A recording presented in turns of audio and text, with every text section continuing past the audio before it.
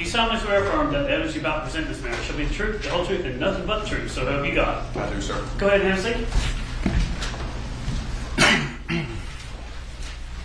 State your full name for the record, if you will, It's Ashley Gordon Pope, and spell it, if you would. Ashley. Where do you work right at the moment? I currently work for Cherokee Fire and Emergency Services as an arson investigator. How long have you been doing that? Been over there in November, it'll be about 5 years. And before you worked as a firefighter or in the fire department, where did you work?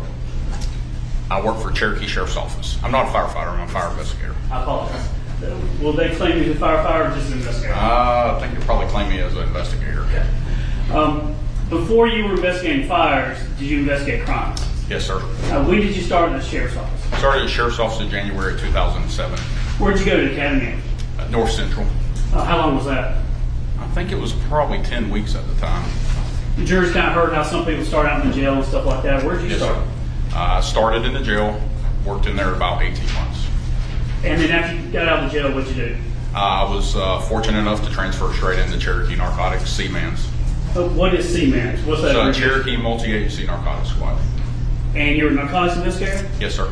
Now, when you were dope, as we say, did you learn a bunch of different skills? Yes, sir, I did. What type of things did you do when you were in narcotics?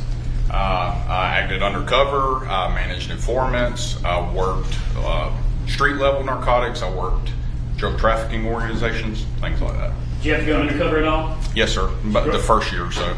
Did you get disheveled and grow out your face, your beard, facial hair, and things like that? Yes, sir. Did you wear kind of dirty clothes at times and go and make drug deals? Yes, sir. Did you flip informants? Yes, sir. Did you work with informants? Yes, sir. Tell the jury about that. One of the key parts of working narcotics is developing information. That's done by utilizing people who are within the drug trade and cultivating them to become informants to provide information to further investigations and to cultivate other leads. Now, when you work with informants, did you find that informants are people too? Yes, sir. And they have different personalities? Yes, sir. Some easy to talk to? Yes, sir. Some hard to talk to? Definitely. Some need more persuasion or convincing to do something than others? Yes, sir. Now, if I were to ask you, based on the evidence in this case, if someone would say you were a good cop or bad cop, which do you think they would say you were? I was definitely the bad cop. Do you remember Rusty Barton? Distinctly. Did you have an opportunity to talk with Rusty at times? Yes, sir. I conducted a lot of conversations with Rusty. If you look on that board right there, we've got some dates written down. Now, July 6, 2018, that Friday, the TBI interviewed Rusty. I don't believe you're involved in that. Is that right? No, sir. July 10th, 2018, July 24th, 2018, August 2nd, 2018, and then June 25th, 2019. Were those interviews that you were involved in? Yes, sir. During the investigation, though, before we get to the interviews, kind of tell the jury just real quickly, what did you do when it came to Georgia's side? Not the interviewing Rusty, but what did you kind of do before you got there? I was introduced to the investigation on that Friday the 6th. I was requested to author search warrants and obtain search warrants to seize Gary Farris's bank accounts. Now, you were a sergeant at the time at the sheriff's office? Yes, sir. And did you work with Detective Hayes? Yes, sir. Y'all not only colleagues, were y'all friends? Yes, sir. Y'all kid, kind of give each other a hard time, but do y'all get along? Yeah, I think we get along pretty good. We're friends. And when you work together, do y'all have similar styles or different styles? I think that we have complementary styles. Okay. You have skills and he has skills, different, but both have the ability to do certain things. Yes, sir. Was he the lead detective in the case? Yes, sir. Where were you at in the chain of order or type of seniority in this type of case? So I was a sergeant at the time of this. I was running a different unit within criminal investigations. What were you doing there at that time? I was over white collar crimes. Okay. Yes, sir. Financial crimes and things like that? Yes, sir. RICO cases and whatnot? Yes, sir. All right. When this crime occurred, why were there so many people involved in this from law enforcement? This was a grand scale investigation with a lot of parts in it. The property was large, but there's also a lot of moving pieces. And at some point, did you go out to the scene the day, July 5th, when Gary was found? I do not believe I did. I believe the first introduction was on the 6th. Did you work with Detective Kuykendall? Yes, I believe that was the 7th on a Saturday. Were you with him when y'all interviewed, was it Terry Braswell and Sherry Cooper? Yes, sir. What else did you do Georgia side in the case? Georgia side, I did those interviews with Sergeant Kuykendall and the search warrants. I went to the scene at one time when they were closing out the search warrant. And then maybe about a year later, I think we saw you in a video where they're doing some test fires. Oh, yes, sir. But is it fair to say that the main part that you did in this case was trying to convince Rusty to give you some information? Yes, sir. All right, so let's talk about that. Yes, sir. July 10th and July 24th, during those, were those the introductory interviews with Rusty? Yes, sir.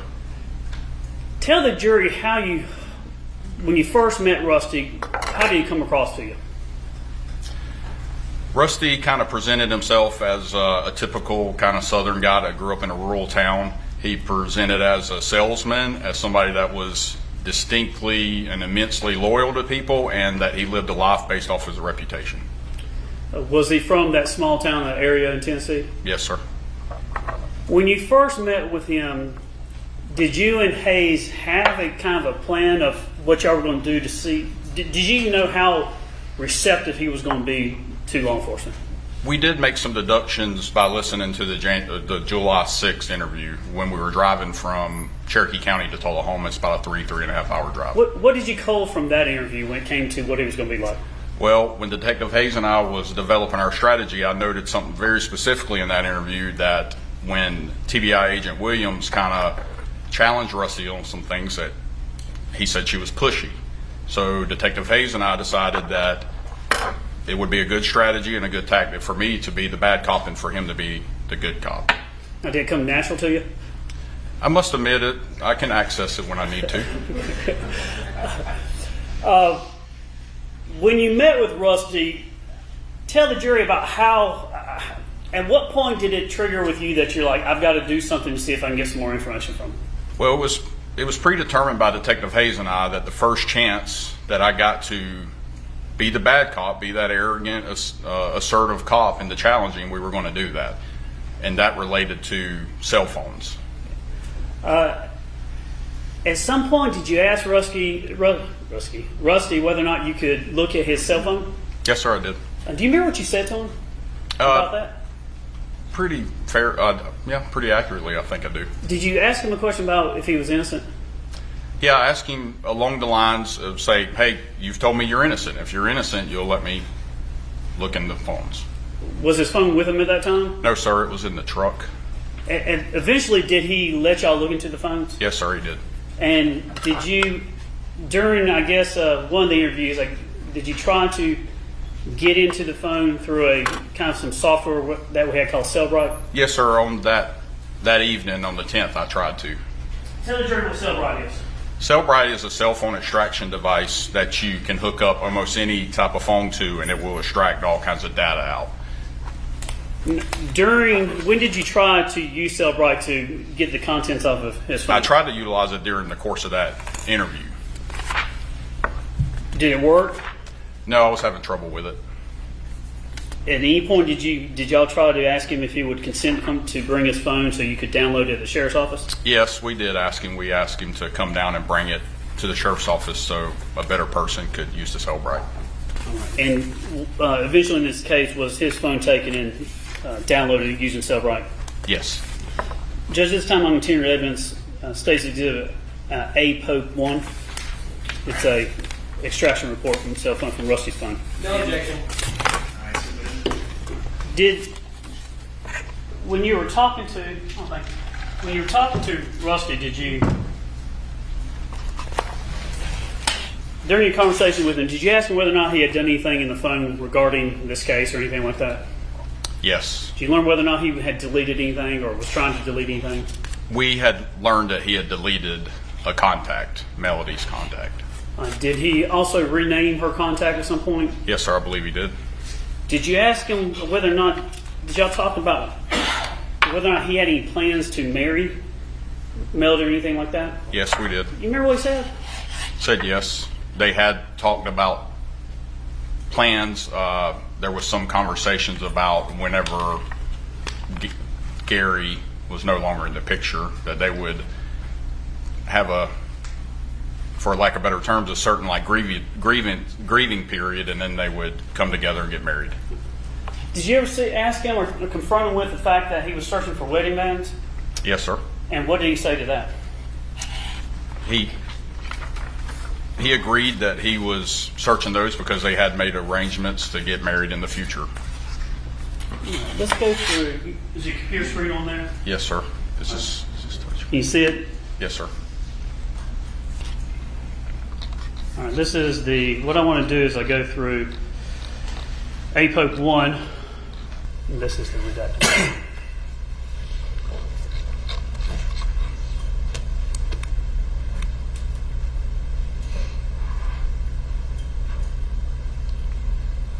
All right. You see where it's got numbers, and this is not everything off the phone, just some things for trial, but search items, I'm talking about, I guess, basically 17 here. Do you see on this exhibit, there's a number column on the left side here? Yes, sir. You see the value here where it talks about what was searched for? Yes, sir. And then this here has a time stamp. Do you see that? Yes, sir. As we go through these, is it correct that this is July 9th, 2018, and then it goes to the last two are June 28th of 2018? Do you see those dates? Yes, sir. So this would be things that he searched on his phone? Yes, sir. All right, first one talks about, what is that? Just busted. And Safari, what is that on your phone? That's a search engine. So the first couple of ones here, all the way through nine are just, I guess that was news things related to the case, is that right? Yes, sir. All right, and there was a search done on the 10th one here on July 9th, 2018. What was searched for there? If the police have your cell number, can they get all your text messages? I guess that would be several searches. And then, Yes, sir. And then 16 and 17, what were those searches for? Plain gold wedding band, both days or both times. Now, number 16 and number 17, for the record, can you just tell us the date and the time that those were done? It's June 28th, 2018, 7:07 p.m. And June then- 28, 2018. And Gary's remains were found on July 5th, 2018? Yes, sir. I'd have to do the math, about the week before, I guess, is when this search for wedding rings was done? Yeah, 7 days maybe. All right.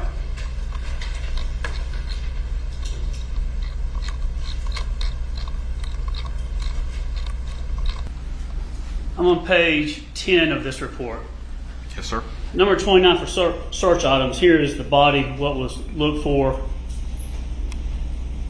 What is the value there? What does it say there? If the police have your cell phone number, can they get all your text messages?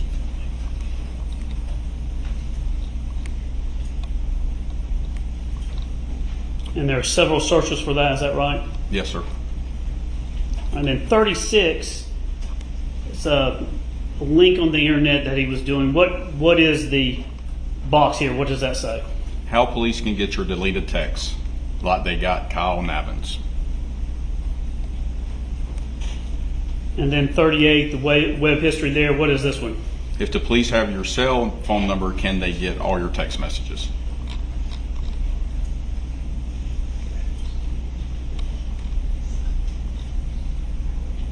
And these are things that came up during his searches that he was doing? Yes, sir.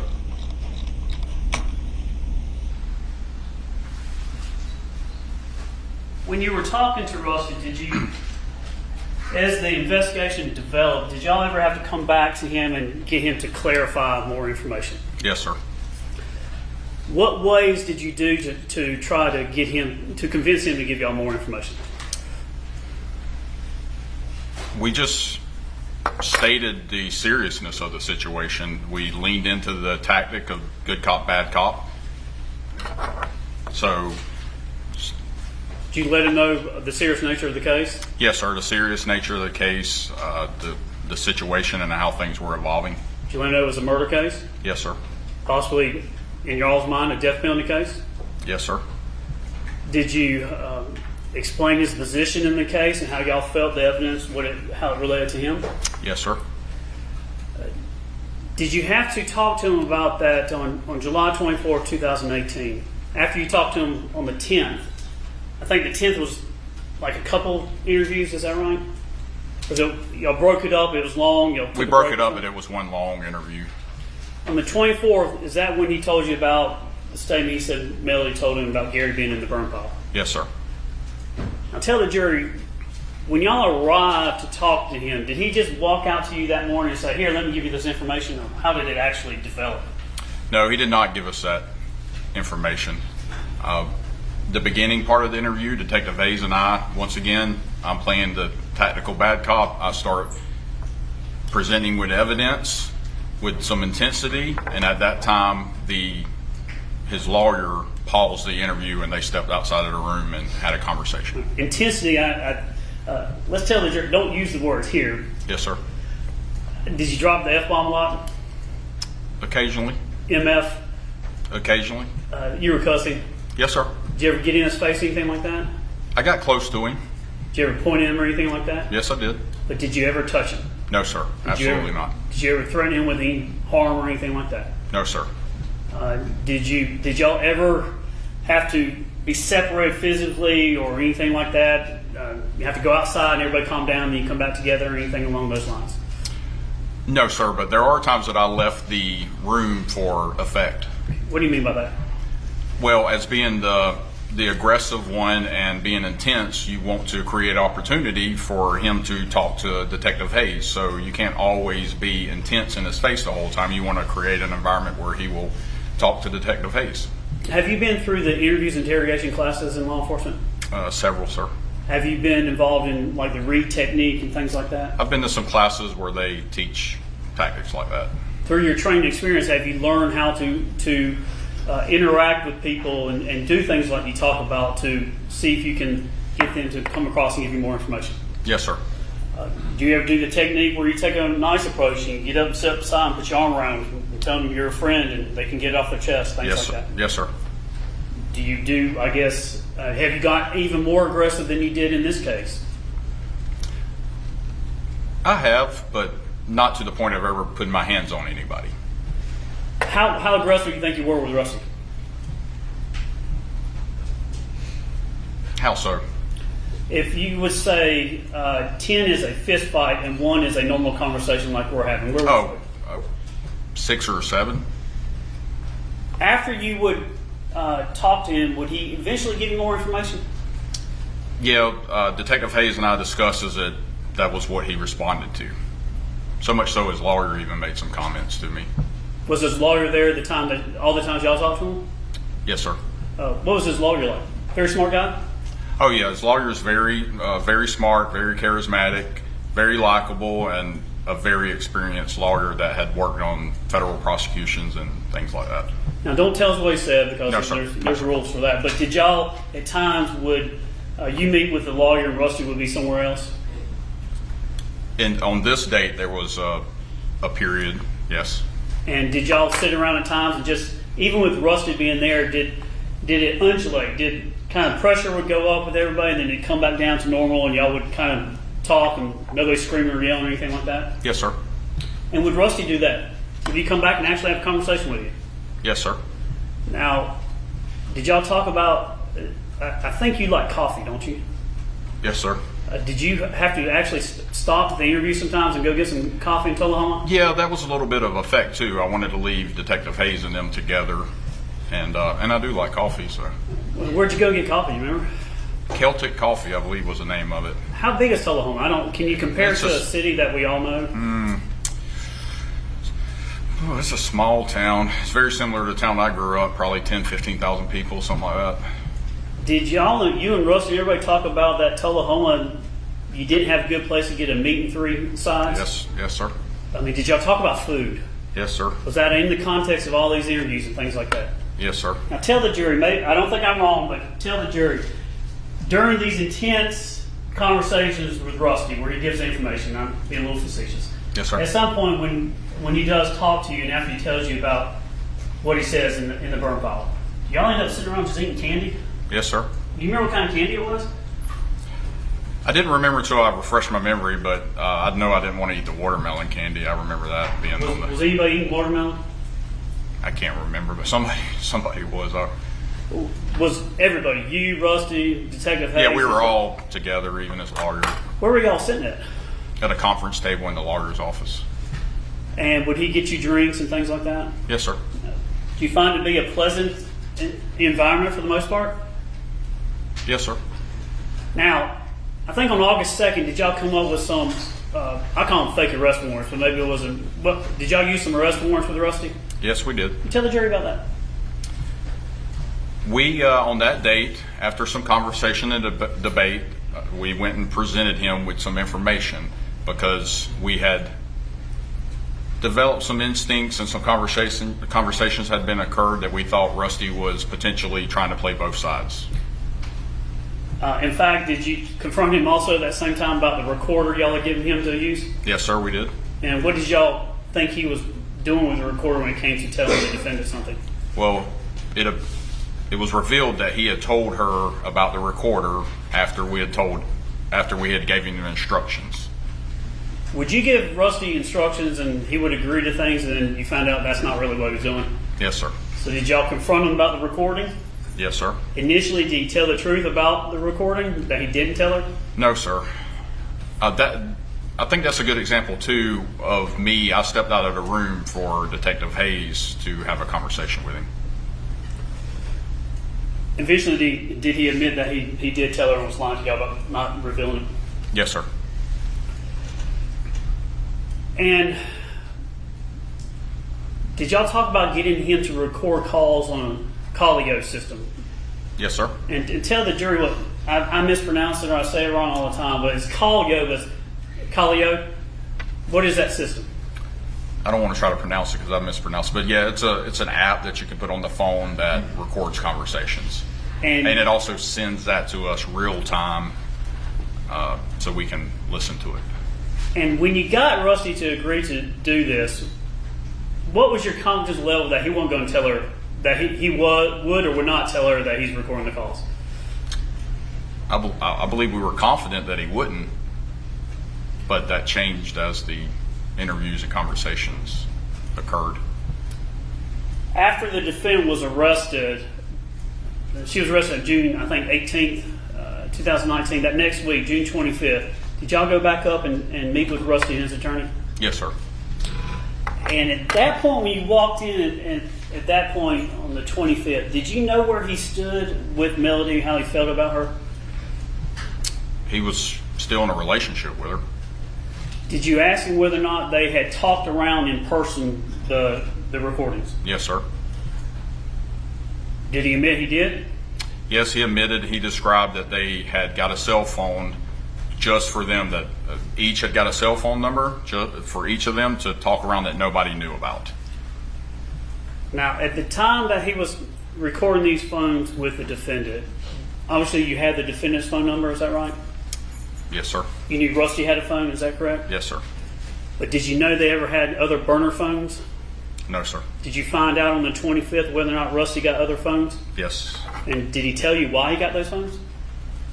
To purposely talk around so we wouldn't be able to monitor conversations.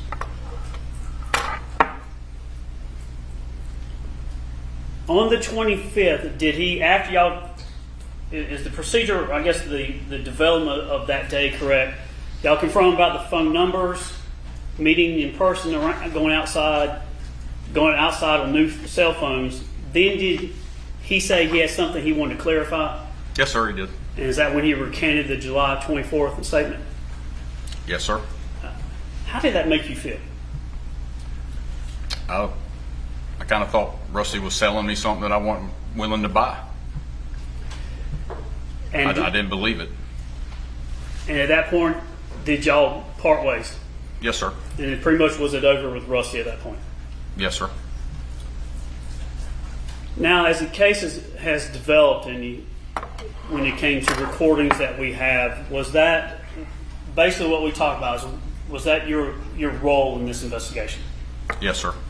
And when you were working to do these things, like going up to Tennessee and dealing with Rusty, were you said people were advising, was that your superiors in your office? It's a team effort. We're always coming back to the office, kind of diagnosing what we have and explaining where we're at.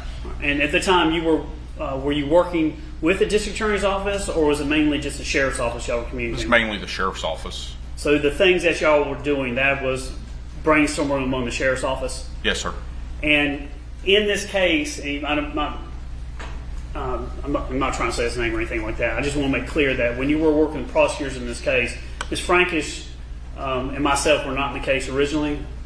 No, sir. It was someone else. Yes, sir. But your interaction with the DA's office, because did you talk to Rusty about talking to the DA's office? Yes, sir. Yeah. But you never promised him anything, did you? Absolutely not. Did you tell him that you could not promise him anything? Yeah, I explained that at detail. Did you explain that you can talk to the DA's office, but you have no control over anything? Yes, sir. And you understand as in law enforcement that can you lie to a suspect? You can. And when you lie to a suspect, why can you do that? Just to measure their truthfulness. We know facts about the case that they don't. Is it sometimes you do that to see if they will say something true? Occasionally. But when you lie to them, are you lying to them for the purpose of getting a true statement from them, the truth? Yes, sir. And the last thing I want you to do is I want to make sure the jury knows this. On the 24th, when Rusty talked about the burn pile, Yes, sir. and he did give you more information, did you follow your training experience to make sure that you made it clear to him you're not trying for him to make a case or tell you anything you want to hear, you're just after the truth? Yes, sir. Tell the jury how you would do that. Well, I would explain to Rusty and his lawyer while he's present that it's important for him to give us statements that we can try to vet or try to deem credible. When you were talking with Rusty, did you at any time, in any way, try to lean on him just to give you any information, even if it's not necessarily true, so you could use that against the defendant? Absolutely not. What were you after? The truth. Nothing further.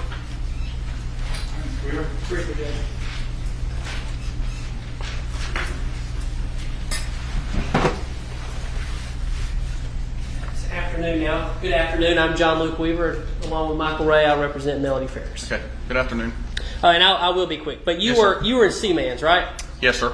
What year to what year? 2019 to beginning of 2013. You mean 2009? Oh, excuse me, 2009 to 2013. Okay, all Yes, right. sir. And so, and you went to school for interrogations Yes, sir. before Seaman's or after Seaman's? During Seaman's. All right. So, because in a lot of But I had previous, just to touch on that, I've had previous interview training prior to working at the sheriff's office. prior to that, what was that? That was in the United States Coast Guard and U.S. Customs. Okay. So you've been doing interrogations for a long time. At the point of this, yes, sir. Sure. All right. So how did you get into this case? I got involved initially on that Friday to write the search warrants, the seizure warrants for the bank accounts. Well, who asked you to do that? I believe it was Sergeant Hands. Okay. And how did you wind up getting kind of volunteered to go up to Tennessee? Well, before that, it's an all-hands environment where we're trying to get everybody that you can. So I had been asked to go with Trent Kuykendall to do the interviews with Sharon and Terry Braswell. All right. So then that progressed into me assisting Detective Hayes. Okay. Did you volunteer? Did Hayes say, hey, come on? Like I said, we were having conversations and I did volunteer. Okay. Because you got experience in this kind of thing. Because I got experience and Detective Hayes and I have complementary styles. All right. And y'all done this before? Okay. We have done interviews, yes, sir. All right. So, just real quick, wedding band searches. Now, you were aware, were you able to find out through any of these interviews that he was dating another woman? He was. All right. So, it's possible that he was doing wedding band searches for her too? I disagree. So, you say it's absolutely not possible? He made statements that would lead me to believe that it was for Melody. Okay. We specifically asked him about that. But he is dating another woman at the time? He was. All right. And when did you used the threat of the death penalty. It wasn't a threat, sir. All right, what did you say about the death penalty? The death penalty, what I said in that this was an evolving case and that Rusty was in a situation to provide information. As it progressed, if there was information that led that it was premeditated or other evidence, that it could be considered a death penalty case. All right, and you said that to him? Yes, sir. Okay. And then as this investigation progressed, you provided a false warrant where his name was on it, right? Yes, sir. And it was a warrant for conspiracy to commit murder? Conspiracy to commit murder and concealing the death, I believe. Okay. And you guys, and this is it's always interesting, and I don't think most people know this, but I'm going to ask it. So now he said, you can lie to suspects and people that you're questioning, right? Yes, sir. But if they lie to you, then they've committed a crime, correct? Possibly. That's all I have, Judge.